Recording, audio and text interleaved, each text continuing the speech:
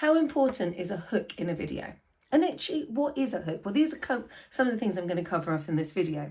So firstly, we talk about how you're going to create a video and you're going to put it on YouTube. Well, a lot of people will create a video for social media and then not put it onto the YouTube channel, or vice versa. They'll sort a video for YouTube, but they won't think about sharing it on social media. So the first thing I'm going to do is say, share your content. More importantly, I'm going to tell you that what we can do is we can also take the transcript of said video and turn that into a blog.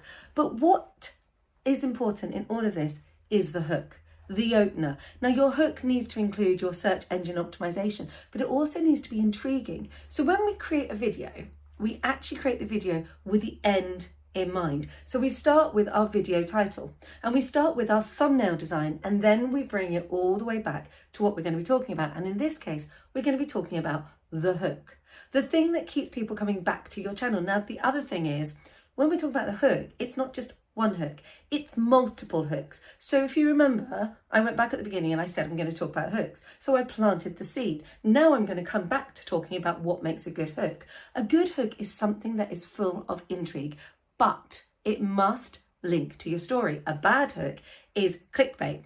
Here's the hook.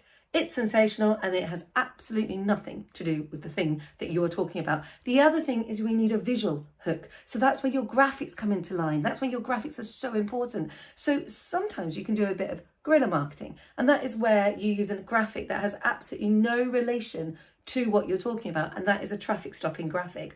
Or alternatively, you are using clickbait, but your clickbait really, I can't stress this enough, needs to have a tenacious link to what you're doing. So look at how you can start with something that is linked to a story, that is tenacious, that is crowd stopping, but also really simple using your SEO. Sounds simple, right? Doesn't it?